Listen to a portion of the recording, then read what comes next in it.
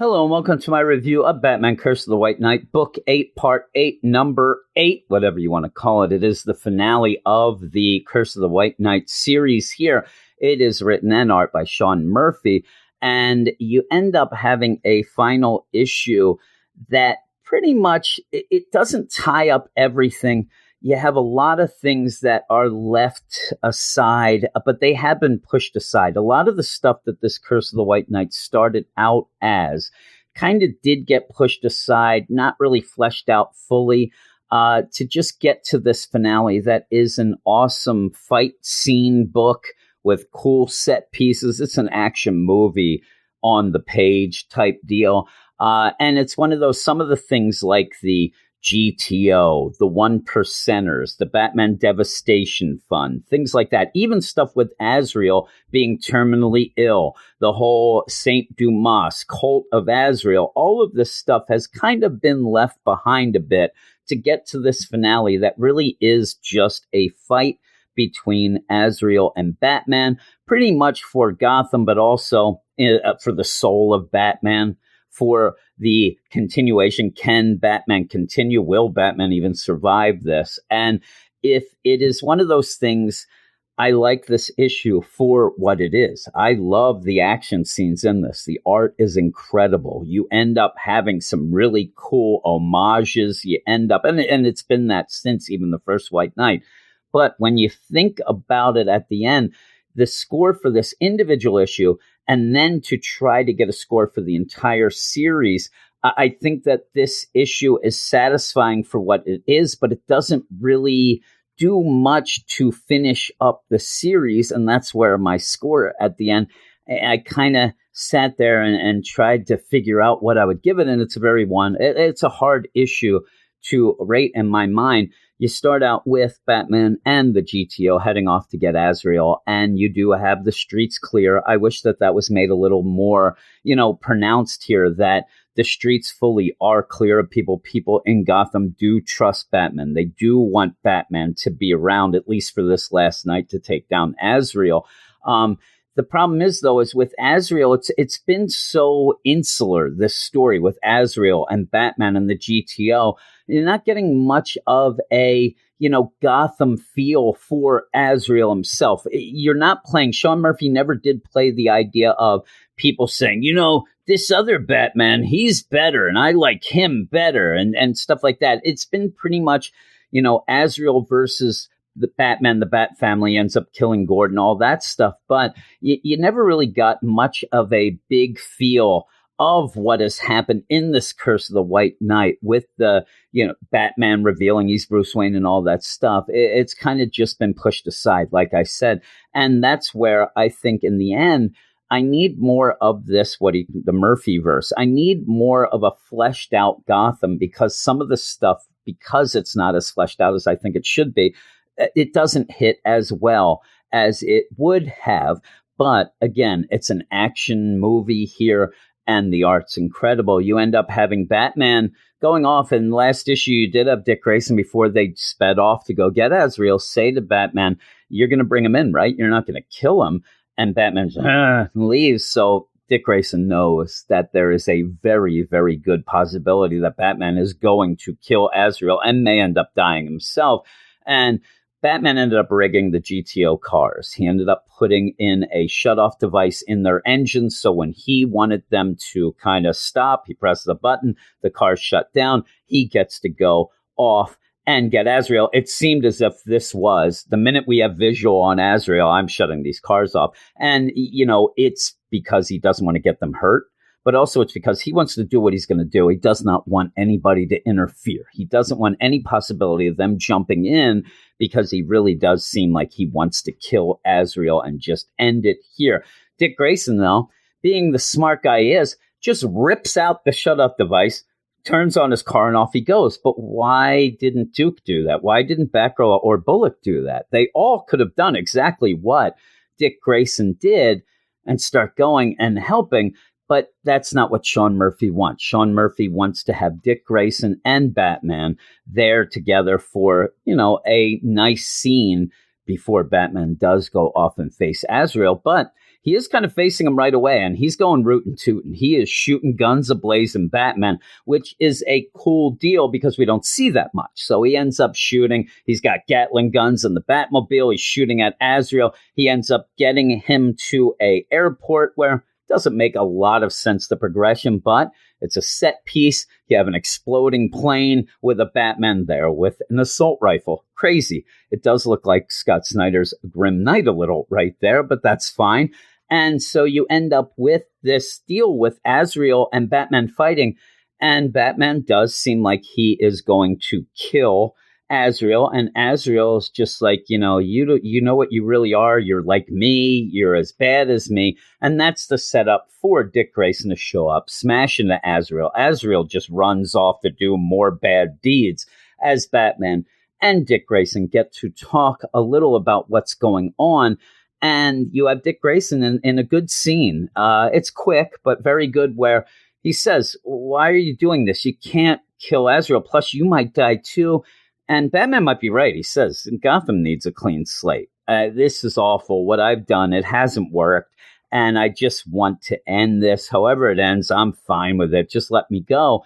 And now you're reminded Gordon died. You end up having Barbara almost dead. All of these things going on. So Dick Grayson just pretty much throws it down and says, why'd you adopt me? Why'd you start all this nonsense then if this is what you were going to do? And yeah, Dick Grayson, you saved me, and now it's going to pay it forward, because when Batman says, I tried to save you, I failed, I'm not much of a father, you get the emotional part of this issue with Dick Grayson say, you might not be the greatest father, but you're my father. It almost reminded me of something that I always joke on the podcast in The Man of Steel, when you end up having Kevin Costner go, I am your father, and I cry every time. I'll get choked up right now thinking of it. But Batman wants to be better. Batman wants to. It didn't work out. It didn't go the way he had planned. But Dick Grayson is there to tell him, well, if you're going to end it. But do it as Batman. Don't go and stoop to Azrael's level. Don't be Azrael. Be Batman. Finish it as Batman. And that's big. And that does go forward into what then ends up happening.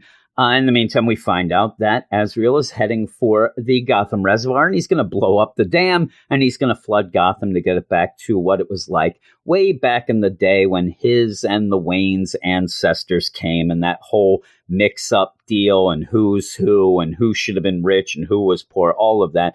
He's just going to go, and there's a clean slate. That's a reset. Tons of people will die. And while this is going on, Batman does go back to the Batcave and get his swords, because when he goes off, then he is thinking of all the things that made him Batman, all the things that made him the man he is, to end up fighting Azrael. Again, art's incredible. He goes off. He does stop Azrael from shooting a missile into the reservoir, which again then sets up a pretty cool set piece where the Batmobile first turns into a boat, ends up stopping, gets out the swords on guard, and there's going to be a big sword fight in a non-sexy way with him and Azrael, and they just go at it as things are burning in the background. It is very reminiscent of Batman 244 from back in the day by Denny O'Neil and Neil Adams, where you had Batman and Ra's al Ghul sword fight, except we're not getting the sexy bare-chested Azrael and Batman in this fight. And the fight's really good. And Batman is pretty much taking it to Azrael. I wish there was more of a reminder as well that Azrael is terminally ill. He's having some problems. But yeah, Batman doing it old school sword fight. He is getting the best of Azrael. And so it starts going with the talk and everything going back to the pretty much how Gotham was formed in the Waynes and things. And the big thing before, a huge scene that I won't spoil, is Azrael saying to Batman, do you think your parents knew? He's like, what? It's like, your parents, you think they knew that they were swine draped in pearls, leeches feeding from the bloody tit of Gotham, fake aristocrats bred from a rotten bloodline? And this is the thing, too, going back to that big scene where Batman was heading there, you're getting a theme here of what really does make the man? What made Batman? And if Batman Bruce is not a Wayne, does that change anything? Does that make him less? Does that make him not worthy? And it doesn't. It's your actions. It's what you do while you're alive, things like that, more than who and what you came from. And I think that that's kind of the bigger theme of what's going on here, though. Again, some of these themes get pushed aside really quickly. Some of them aren't played out as well as they could be, but that's a pretty good and cool theme to have with all of this. And I said, I'm not going to spoil what happens. What happens next is what happens to Azrael. And it's a scene where you get a wow moment, and then it's kind of pushed aside really quickly to get back to what should be done.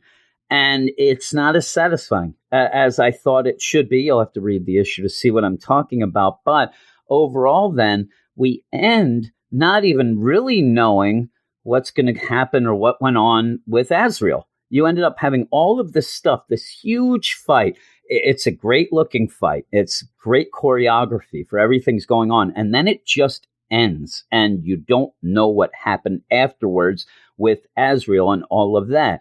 What we do know is that Bruce is turning himself in.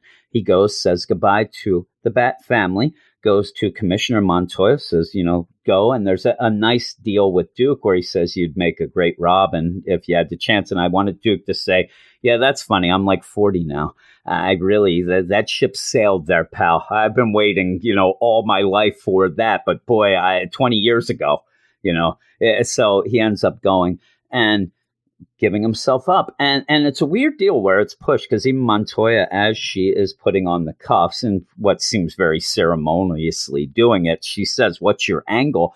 But the angle all of this time seemed to be to make everything right. And so they keep stressing because you're going to have more of these White Knight books. They're already announced the White Knight Beyond, also a Murphyverse with other people writing it, which kind of has me worried more than anything else. But you have to have something where you're going to have Batman, whatever. And so all of these things going on always leads to, I know Bruce isn't going to stay in jail. I know, but it seems like that would be the progression that he'd want, at least to a trial and whatever is going to go on. Even that seems, kind of out of reach of what exactly is going. It's a little convoluted, a little shady, but he gets in the police car and there's Harley. Harley is there. And she is going to take Bruce away and they're going to escape together. It's weird because the kids aren't there, her twins, but Bruce says, you can't do this. You did save my soul, like Jewel, but you got to think of you and the kids. This is going to ruin your life. You can't do this. Now I sit there and think, okay, she's impersonating an officer. Right away, she's going to get arrested. Other than that, where she got the uniform, I say she killed whoever that cop was that she got it. So now she's murdered. And it's just a weird scene just to be able to have Bruce and Harley have this last moment. And it does end up getting more and more romantic as the scene goes, even getting towards almost like a Titanic type scene deal. But that will be something. And at this point, we are just setting up what is going to continue in these other books. You end up getting the Animal House ending that I love, where at the end of a movie where it's like, this guy went off to be a gynecologist and this guy, he went off to be the president. So we see what's going on through a news report where you see Lucius Fox is the CEO of Wayne Enterprises and is going to restructure and be a nonprofit charities helping Gotham. Yeah, you end up having Commissioner Montoya end up promoting Bullock to sergeant, where he's going to go and get more Batmobiles and more vigilantes. That fell off. That felt like something that maybe you shouldn't do after all of this stuff, but it sets up more books, which is what we're trying to do. And then you end with Bruce awaiting a trial in jail and ending up having Montoya think that Bruce is going to escape. He's Batman. He can escape from any prison anytime he wants. But why would he want to do that? The way this was all set up, I don't know. But they end up calling in a pretty big name I won't reveal, but it's a huge name. It's something that was brought up before. I actually thought from the original White Knight that this character was dead. He's not. He's there. You see some little shadows going on, may give you a hint of who it is. But yeah, you end with a scene like, okay, well, that's kind of interesting. We'll see how that works out, because you do end up having these continuations coming down the line. And overall, said at the beginning, this is a great action-packed action movie deal. Is it a satisfying ending for all of the things? The whole deal with the Bakars and the Waynes and Laffy Argyle, all these things don't really come to play here.